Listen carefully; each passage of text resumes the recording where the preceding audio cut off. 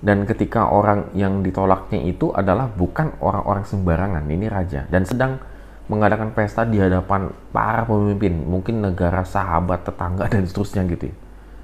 Dan itu memalukan. Artinya harga diri seorang raja Ahasiweros itu sangat dipertaruhkan.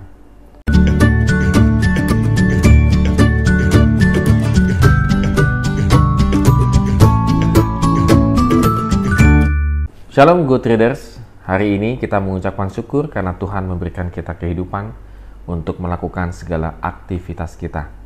Dan kita masuk ke kitab yang baru, yaitu kitab Esther. Ini adalah kitab yang ke-11 yang kita baca selama sekian tahun ini. Ya, tetap sabar-sabar ya kalau kita bisa sampai ke Wahyu. Dan kita akan membaca dari Esther pasal 1 ayat 1 sampai dengan yang ke-22. Ahasiweros itu adalah raja Persia yang menguasai hampir 127 daerah dari India sampai Ethiopia, meliputi 3 benua, Asia, Afrika, dan Eropa. Ia memerintah dari tahun 486 sampai 465 sebelum Masehi, menggantikan ayahnya Darius. Saat itu Persia menjadi kerajaan terkuat setelah menaklukkan Babel di tahun 539 sebelum Masehi. Untuk memamerkan kekayaan kemuliaan kerajaannya dan keindahan kebesarannya yang bersemarak, ayat keempat, Ahasiweros menggelar pesta bagi semua pembesar dan para pemimpin daerah selama 6 bulan. Waduh, ini 6 bulan ini setengah tahun loh, ini pesta terus-terusan ya, hebat ya. Apa nggak bosan ya pesta selama setengah tahun ya? Dilanjutkan dengan pesta selama seminggu bagi seluruh rakyat di Benteng Susan, di ayat yang kelima. Ironisnya, sekalipun secara politis sang raja memerintah atas wilayah dan penduduk yang sangat besar, ia tuh gagal menguasai dirinya. Di hari terakhir perjamuan itu, ia dikuasai anggur alias dia mabuk ya, di ayat yang ke-10. Lalu ia meminta agar Ratu Wasti, istrinya yang sangat cantik itu, dipamerkan di hadapan semua orang, di ayat yang ke-11. Itu jadi istilah dipamerkan ini, Bapak Ibu, bukan ini istri saya dikenalkan di pesta, bukan gitu ya, tapi itu dipamerkan tuh benar-benar dipertontonkan. Bahkan sebenarnya lebih ke arah seperti kayak pelecehan seksual begitu ya, lebih tepatnya ya. Dan di luar dugaan sang ratu menolak.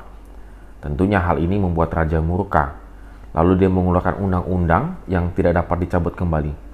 Sang ratu dilarang bertemu raja selamanya dan posisinya sebagai ratu dicabut dan digantikan dengan orang lain, di ayat yang ke-19. Satu keputusan yang berat bagi Esther. Ketika kesombongan menguasai, jadi kita bisa melihat di sini, Bapak Ibu sekalian, bagaimana Esther itu sungguh luar biasa menolak perintah seorang raja, gini ya. Ini seorang raja yang tadi ya, yang sangat besar kedudukannya, menguasai wilayah dan memiliki pengaruh yang sangat kuat. Dan ketika orang yang ditolaknya itu adalah bukan orang-orang sembarangan, ini raja, dan sedang mengadakan pesta di hadapan para pemimpin, mungkin negara, sahabat, tetangga, dan seterusnya gitu ya. Dan itu memalukan. Artinya harga diri seorang raja Ahasiweros itu sangat dipertaruhkan. Jadi akhirnya Ahasiweros melakukan satu keputusan yang diambil sedang mabok dan sedang dipermalukan. Dan keputusan itu pastinya adalah untuk menjatuhkan Ratu Esther ini. Jadi Go Traders, pada hari ini kalau kita boleh renungkan dalam kehidupan kita sehari-hari ini adalah hati-hati ya gitu ya. Jangan sampai kesombongan itu menguasai diri kita. Mungkin kita tidak seperti Ahasiweros yang mengadakan pesta sampai 6 bulan ya. Waktu nggak tahu itu berapa ratus miliar ya selama 6 bulan begitu. Tetapi tingkah laku kita seperti Ahasiweros. Ketika harga diri kita disinggung, maka kita langsung meledaknya luar biasa. Tentu benar, kalau harga diri kita disinggung, pasti kita tersinggung. Tidak ada manusia harga dirinya disinggung lalu kemudian dia bersuka cita. Tidak ya, maksudnya dia mengalami kesenangan gitu tersendiri, tidak. Tetapi ketika walaupun harga diri kita disinggung begitu, tetapi bagaimana kita boleh mengendalikan diri kita.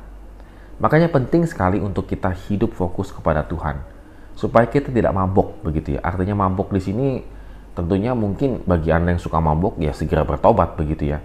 Tetapi maksudnya mabok juga itu adalah bagaimana kita supaya jangan sombong. Kalau kita sombong, maka apapun yang keluar dari mulut kita, suatu saat itu akan bisa menimpa kita kembali. Readers, pada hari ini kita kembali lagi diajarkan oleh kebenaran firman Tuhan. Bagaimana kita menjaga kehidupan kita dengan sungguh-sungguh. Jaga kehidupan kita. Bagaimana kita cara menjaga kehidupan kita adalah dengan satu-satunya cara adalah dengan membaca firman Tuhan. Karena melalui firman Tuhanlah kita kembali dikuatkan kembali.